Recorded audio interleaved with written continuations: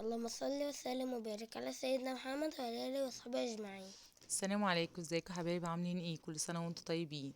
هنعمل مع بعض شويه مهلبيه قمر الدين، تحفه جدا. قمر الدين ده اللي كنت مفرزاه معاكم اهوت. طلعت كده العلب من الفريزر وحطيتها كده لما فكت، وحطيتها في الحله. طبعا المشمش كنا جايبينه مع بعض، وكنت عاملاه معاكم، وكنت مفرزاه كده إيه تقيل يعني مركز، وبفضي كده واحط عليه. كنت هعمله عصير او كنت هعمله مهلبيه، فاحط كده علبتين منه. تمام، وهزودهم بقى ميه. كميه الميه اللي انت عايزه تزوديها ليه زوديها. هو مش محدود بمقدار معين، يعني حسب ما انت عايزاه، تقيل او خفيف او مركز شويه او يبقى باين فيه الطعم، فانت على اساسه بتحددي الميه. حطيت كوبايتين كده ميه، تمام، بس كوبايات ايه كبيره. وحطيت السكر بتاعي برضو، السكر حسب الرغبه. حطيت برضو كيس من النشا. تمام، وهقلب بقى كل ده كده مع بعضه كده على البارد. وبعد كده طبعا بعد ما النشا تدوب خالص، حاجة مولعة النار عشان خاطر ما تكتلش مني.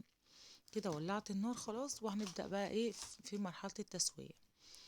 هو مش هياخد اصلا معاكي حاجة على النار، بس يبقى طعمه حلو جدا وزي قمر الدين واحلى كمان بكتير. هيبدأ بقى يتقل معانا كده ويدينا القوام الحلو. إيه لو عاوز نشا تاني، حسيت ان هو خفيف، حطي شوية نشا تاني. مش محتاج خلاص. بس انا زودت شويه نشا تاني عشان كنت حاسه ان هو إيه مش مركز قوي وخفيف شويه. تمام اهمت. فحطيت شويه كده زي معلقه كده، دوبتها الاول في ميه بره، ونزلت بيها كده، والمضرب ايدي بتقلب وايد بتنزل عشان خاطر ما يكتلش. هو خلاص كده ما شاء الله بدأ يتقل معانا، وطعمه كان تحفه جدا. مكسرات عندك بقى حطها على الوش، ظبطيه. حطيه في التلاجة نص ساعة ساعة، وكل مني ممكن تعمليه قبل الفطار مثلا بساعة ولا حاجة، وبعد الفطار ايه تقدميه. حلو جدا جدا. جربوه ان شاء الله هيعجبكم جدا جدا. لو انتم مفرزين مش مفرزين، اعمليه من القمر الديني العادي اللي انت شارياه، برضه هيطلع حلو، هيعجبك ان شاء الله. كده خلاص بدأ بقى يغلي معانا كده ويستوي. اول ما خلاص يغلي كده ويظبط حاجه يطفي عليه، وابدا ان انا اغرف منه. يعني سبته يهدى شويه، وبعد كده اسمي الله كده واغرف منه. لايك وشير وسبسكرايب للقناه، وما تنسوش اللايك هو اللي بيرفع الفيديو.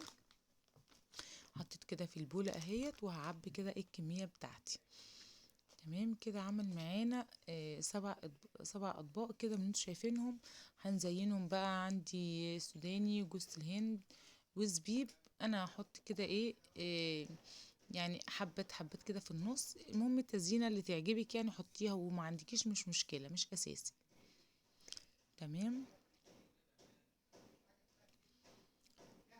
كده حطيت كده السوداني، واحط بقى الزبيب بقى وجوز الهند كده اظبطه معاكو. اي مكسرات عندك حطيها. يا رب الفيديو يعجبكم وتكونوا استفدتوا منه، وان شاء الله تجربوها وتطلع معاكم تحفة بإذن الله.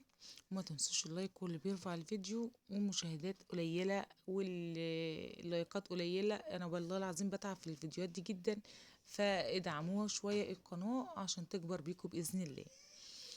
وكده يا دوبك بقى احط بقى شوية جوز الهند هما كشكل كده في الطبق. وهخلص بقى الكمية كلها كده، وهنشوف مع بعض. استنوا فيديو جديد ان شاء الله. مع السلامة. مع السلامة.